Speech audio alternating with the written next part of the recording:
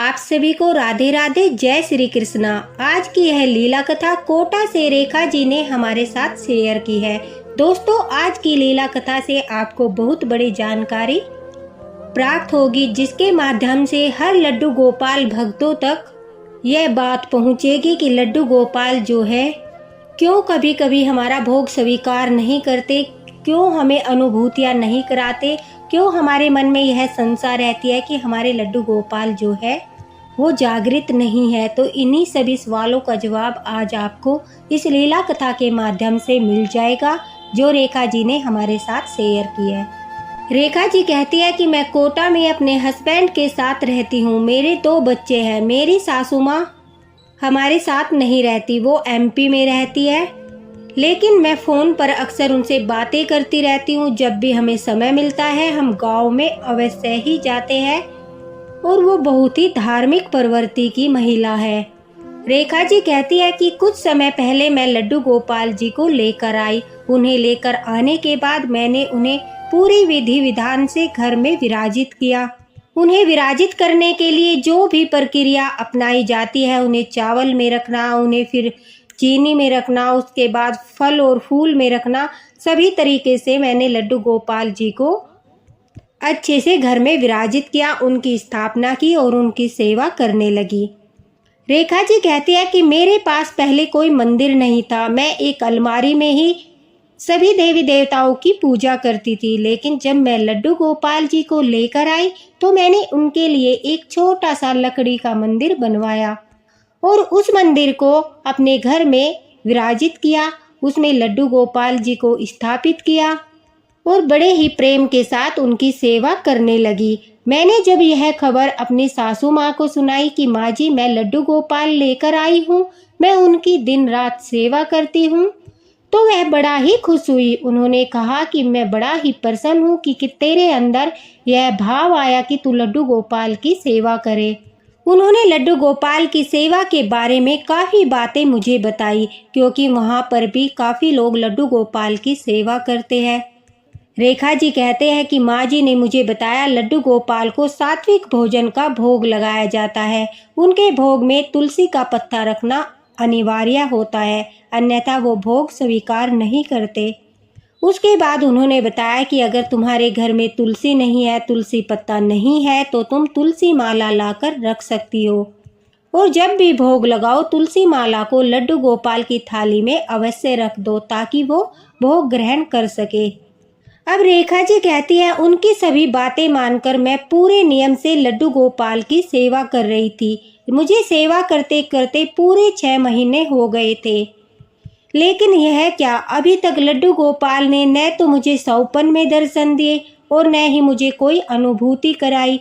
मैं जिसके भी मुंह से सुनती थी सब अपने लड्डू गोपाल की लीलाएं मुझे बताते थे, तो मेरे मन में इस बात को लेकर काफ़ी दुख होता था कि मेरे द्वारा कौन सी ऐसी भूल हो रही है जो लड्डू गोपाल है, जो मुझे अनुभूति नहीं कराते, मुझे अपने दर्शन नहीं देते। मुझे काफ़ी बुरा लग रहा था। ऐसा लग रहा था मानो लड्डू गोपाल मुझसे प्रसन्न नहीं है, अवश्य ही मैं कोई बड़ी भूल कर रही हूँ। यही सोच सोचकर मैं दिन रात परेशान रहती थी। लड्डू गोपाल से प्रार्थना करती थी कि हे ठाकुर जी, आप मुझे अनुभूति कराइए, आप मेरा मार्गदर्शन करिए, मुझसे क्या भूल हो रही है। आप अनुभूति भी नहीं कराते, आप मुझे सौपन में दर्शन भी नहीं देते। मेरी सभी सहेलियाँ आपकी लीलाएं बताती है, आपके अनुभव बताते हैं। इतने प्यारे प्यारे अनुभव सुनकर मेरा भी मन करता है मैं भी आपके दर्शन पाऊँ, मैं भी आपकी अनुभूति करूँ। साथ ही साथ रेखा जी कहती है कि घर में भी परेशानियां चल रही थी, उस वजह से भी मन नहीं लगता था। एक के बाद एक परेशानी आए जा रही थी, लेकिन ठाकुर जी के प्रति मेरे भाव ऐसे थे लड्डू गोपाल के, मुझे लगता था कि लड्डू गोपाल अगर मेरे घर में विराजित है तो वो सब कुछ देख रहे हैं। अगर मेरे जीवन में दुख है तो सुख भी अवश्य ही आएगा। ठाकुर जी पर पूर्ण विश्वास और श्रद्धा के साथ मैं निरंतर उनकी सेवा करती रही। एक दिन मैंने अपनी सासू माँ को इस बारे में बताया कि माँ जी, मुझे लड्डू गोपाल की अनुभूति नहीं होती, ना ही मुझे उनके दर्शन होते हैं।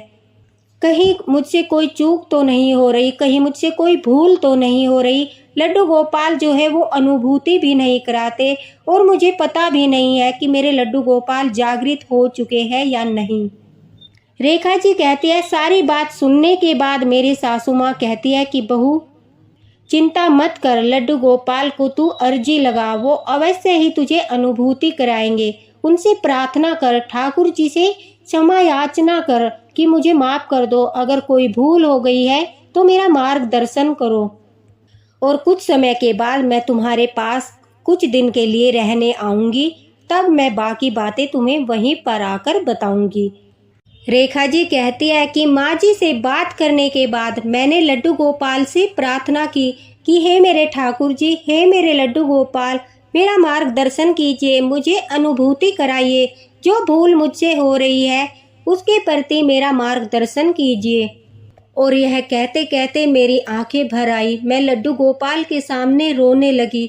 मुझे ऐसा लग रहा था जैसे मैं बहुत बड़ी पापिन हूँ, जिस वजह से लड्डू गोपाल मुझे अनुभूति नहीं कराते, सौपन में दर्शन नहीं देते। मैंने लड्डू गोपाल के सामने बैठकर काफ़ी समय तक प्रार्थना की और हमारे बाल गोपाल, हमारे ठाकुर जी इतने प्यारे हैं, इतने दयावान हैं कि उन्होंने मेरी प्रार्थना सुन ली।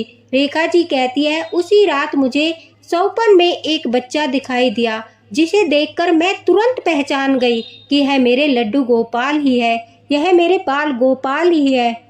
आज मैंने उनसे प्रार्थना की थी, आज मैंने उनसे अर्जी लगाई थी। मेरे आंसू वो देख नहीं पाए, अपने भक्त के आंसू देखकर उनका मन पिघल गया, इसलिए आज लड्डू गोपाल ने मुझे सौपन में दर्शन दिए। लड्डू गोपाल ने सबसे पहले आते ही, रेखा जी कहती है, मुझसे खाने के लिए आग्रह किया कि मैं काफ़ी दिनों से भूखा हूँ, मुझे भोग लगाओ, मुझे खाने के लिए दो। रेखा जी कहती है, उन्हें देखकर मैं अपने आप को रोक नहीं पाई। मैंने दौड़कर उन्हें अपनी गोदी में उठा लिया। उस स्पर्श को मैं जीवन भर नहीं भूल सकती। मैंने उनके लाड लड़ाए और बड़े प्रेम के साथ उन्हें खाने के लिए लड्डू दिए। रेखा जी कहती है, लेकिन आश्चर्य करने वाली बात यह थी कि लड्डू देते ही लड्डू गोपाल उन्हें लेकर मुझसे दूर भाग गए, मेरी आंखों से ओझल हो गए। मैं उन्हें ढूंढते ढूंढते जैसे ही उनके पीछे जाने लगी और मैंने पर्दे को हटाकर देखा तो वो अंतर्ध्यान हो चुके थे। मुझे कहीं पर भी वो नजर नहीं आए। मैं उनके इस तरह से अंतर्ध्यान होने के कारण रोने लगी, उन्हें जोर जोर से पुकारने लगी। उसी बीच मेरी आंखें खुल गई और मैं सचमुच भी उस दिन सौपन देखकर भी रो रही थी। मैंने फिर लड्डू गोपाल से कहा कि यह कैसी अनुभूति थी, मैं आपका संकेत समझ नहीं पाई। मुझे सचमुच कुछ भी समझ नहीं आ रहा था, लेकिन एक अजीब सी बेचैनी हो रही थी। अब रेखा जी कहती है कि मैंने सुबह होते ही अपनी सासू माँ को सौपन के बारे में बताया। तभी उन्होंने कहा कि मैं 1-2 दिन में आने वाली हूँ, आकर ही तुम्हें बता सकती हूँ कि आखिर बात क्या है, लड्डू गोपाल क्या कहना चाहते हैं और तुमसे कौन सी भूल हो रही है। इस प्रकार से मैं कुछ नहीं बता सकती। पहले मैं देखूंगी तुम किस तरह से भोग लगाती हो, उसके बाद ही मैं किसी निर्णय पर पहुंच सकती हूँ। रेखा जी कहती है, मेरी सासू माँ काफ़ी धार्मिक प्रवृत्ति की है, वो काफ़ी धार्मिक पुस्तकें भी पढ़ती है और उन्हें पूजा पाठ के बारे में काफ़ी ज़्यादा ज्ञान है। वह ठाकुर जी की भक्त है। कुछ समय के बाद रेखा जी कहती है, मेरी सासू माँ मेरे घर कोटा आई। आने के बाद जैसे ही वह मंदिर में गई, उन्होंने लड्डू गोपाल जी के दर्शन किए और मंदिर को देखकर हैरान हो गई। अचानक से उन्होंने मुझसे सवाल किया कि बहू, क्या तूने मंदिर में पर्दा नहीं लगाया? मंदिर में पर्दा लगाना अत्यंत आवश्यक होता है। मंदिर छोटा हो या बड़ा हो, उसमें पर्दा जरूर होना चाहिए। और तुम ठाकुर जी को किस समय विश्राम कराती हो, भोग किस प्रकार से लगाती हो, वो सब मैं देखकर बताऊंगी। तभी रेखा जी कहती है कि शाम के भोग का समय हो रहा था। मैंने ठाकुर जी के लिए सात्विक भोजन बड़े प्रेम से बनाया। फिर लड्डू गोपाल को मंदिर में खिलाने के लिए बैठ गई। वहीं पर बैठकर मैंने अपने हाथों से लड्डू गोपाल को भोजन कराया। उसके बाद 5 मिनट के लिए थाली को वहीं पर छोड़ दिया और इंतजार करने लगी कि 5 मिनट के बाद मैं भोग को वहां से हटा लूंगी। तभी मेरी सासू माँ ने कहा कि देखो, यही सबसे बड़ी भूल तुम कर रही हो। जिस दिन से तुमने लड्डू गोपाल को विराजित किया है, उसी दिन से लड्डू गोपाल भूखे हैं। उन्होंने भोग स्वीकार ही नहीं किया और यही संकेत वो तुम्हें देना चाहते थे कि वह भूखे हैं, उन्हें अच्छे से भोग लगाना चाहिए। यही वो सौपन में बताना चाहते थे, लेकिन तुम उनका संकेत समझ नहीं पाई। रेखा जी कहती है, यह बात सुनते ही मेरे आंखों में आंसू आ गए कि पिछले 6 महीने से लड्डू गोपाल ने भोग स्वीकार नहीं किया। इसका मतलब मेरे लड्डू गोपाल भूखे हैं। तभी उनकी सास ने बताया कि जब भी हम लड्डू गोपाल को भोग लगाते हैं, लड्डू गोपाल को ही नहीं, किसी भी देवी देवता को जिन्हें हम मानते हैं उन्हें भोग लगाते हैं, तो उन्हें अपने हाथों से भोग लगाने के बाद पर्दा लगाना अत्यंत अनिवार्य होता है। और यह बात बिल्कुल सत्य है दोस्तों। हमारे शास्त्रों में भी यही बताया गया है कि यह एक ऐसा क्षण होता है जब सभी देवी देवता दिव्य ऊर्जा घर के मंदिर में वास करती है और सदैव के लिए उसमें स्थापित हो जाती है। अगर भोग के समय हम पर्दा नहीं लगाते तो इसमें घर में जो देवी देवता का आगमन है वो नहीं होता और न ही घर के भगवान भोग पाते हैं। तो लड्डू गोपाल जी का जो रेखा जी थी वो पर्दा नहीं लगाती थी, इसलिए लड्डू गोपाल जो है भोग नहीं पाते थे।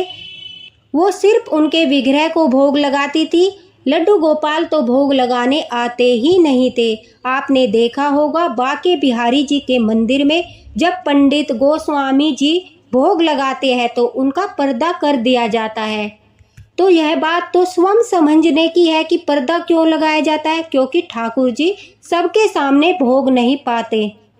वह एकांत में भोग ग्रहण करते हैं और कहते हैं जब लड्डू गोपाल हमारे ठाकुर जी भोग ग्रहण करते हैं तो उनके साथ अन्य देवी देवता भी भोग लगाने के लिए आते हैं। ठाकुर जी कभी अकेले भोग लगाने नहीं आते।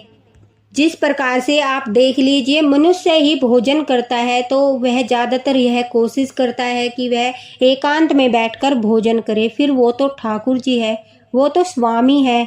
बड़े बड़े मंदिरों में भी भोग लगाते समय पर्दा लगाया जाता है, तभी देवी देवता भोग पाते हैं, भोग को ग्रहण करते हैं, अन्यथा वो भोग स्वीकार नहीं करते। क्योंकि वो एक पल ऐसा होता है, एक क्षण ऐसा होता है जब सचमुच देवीय ऊर्जा हमारे मंदिर में प्रवेश करती है, हमारे भोग को ग्रहण करती है। उस समय पर कलयुग में किसी में भी इतनी सामर्थ्य नहीं है कि वो अपनी नग्न आंखों से जो है ठाकुर जी के दर्शन पा सके।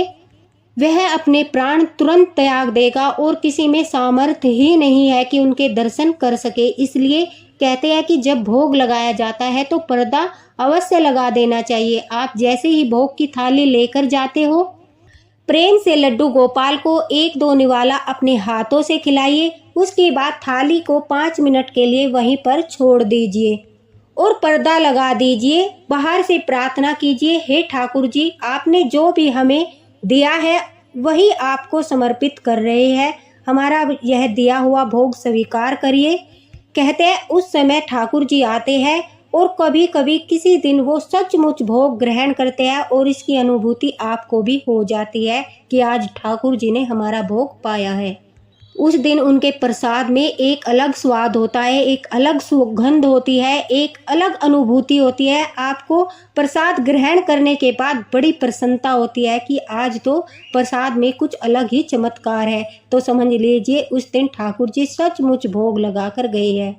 अगर आपने मंदिर में पर्दा नहीं लगाया है, आपकी ऐसी व्यवस्था नहीं है कि आप मंदिर में पर्दा नहीं लगा सकते, तो आप जब ठाकुर जी को भोग लगाते हैं उसके लिए एक चुन्नी बना लीजिए, कॉटन की, बिल्कुल साफ स्वच्छ पवित्र चुन्नी जो हमेशा भोग के लिए ही रखनी चाहिए। जब ठाकुर जी को भोग लगाओ तो उनके सामने वो चुन्नी लगा दो। पर्दा नहीं है तो वो चुन्नी लगाकर ठाकुर जी को भोग लगा दो, वह भी पर्दा ही माना जाता है। आप देख लीजिए जब भी कीर्तन होते हैं या धार्मिक स्थल पर कुछ भी बड़ा होता है, जब भोग लगाते हैं तो माता रानी का कीर्तन हो या कुछ भी हो, वहाँ पर चुन्नियाँ पकड़कर भोग लगाया जाता है। भोग के समय जो प्रतिमा होती है वो किसी को दिखनी नहीं चाहिए, ऐसा शास्त्रों में लिखा है। और ठाकुर जी के मंदिर में जब ठाकुर जी को विश्राम कराया जाता है तब भी पर्दा लगाना अत्यंत आवश्यक होता है, क्योंकि ठाकुर जी पूरा दिन अपने भक्तों की सुनते सुनते थक जाते हैं, उनकी समस्याओं का समाधान करते हुए थक जाते हैं, तो उन्हें एकांत में विश्राम करना होता है। इसलिए उनके पैरों को दबाकर उनकी मालिश करके ठाकुर जी का पर्दा लगा दिया जाता है ताकि वो एकांत में विश्राम कर सके। उसी तरह हमें घर में भी अपने लड्डू गोपाल के रूम में, या आप मंदिर में उन्हें विश्राम कराते हो, मंदिर में जहाँ भी उन्हें विश्राम कराते हैं, अगर अलग से रूम है तो उसका थोड़ा जो गेट है वो बंद कर दीजिए, पर्दा है तो पर्दा लगा दीजिए। यह अत्यंत अनिवार्य होता है और यह शास्त्रों में भी लिखा गया है। अब रेखा जी कहती है, इतनी सारी जानकारी मिलने के बाद मैंने अपनी गलती को सुधारा। मैंने अपने मंदिर के लिए एक छोटा सा पर्दा बनाया और जब भी मैं भोग लगाती थी, अब ठाकुर जी को प्रेम से हाथों से भोग खिलाकर फिर अपने लड्डू गोपाल का पर्दा लगाकर उन्हें भोग के लिए आमंत्रित करती थी। और उस दिन के बाद मुझे चमत्कार देखने को मिले, मुझे लड्डू गोपाल की अनुभूतियाँ होने लगी, उनके प्यारे प्यारे स्वरूप के दर्शन होने लगे। घर में मुझे सकारात्मक ऊर्जा का आभास होने लगा, एक अलग सी सुगंध मंदिर से आने लगी। मंदिर में प्रवेश करते ही ऐसा लगता था मानो यह घर का सबसे पवित्र स्थान है। एक अलग ही सुगंध मंदिर में आती थी, मन शांत हो जाता था, बड़ा ही अच्छा लगता था। ऐसा लग रहा था मानो ठाकुर जी ने, लड्डू गोपाल ने अपने विग्रह में प्रवेश कर लिया हो। मुझे अब पूरा विश्वास था कि मेरे लड्डू गोपाल जागृत हो चुके हैं और वो भोग भी ग्रहण कर रहे हैं।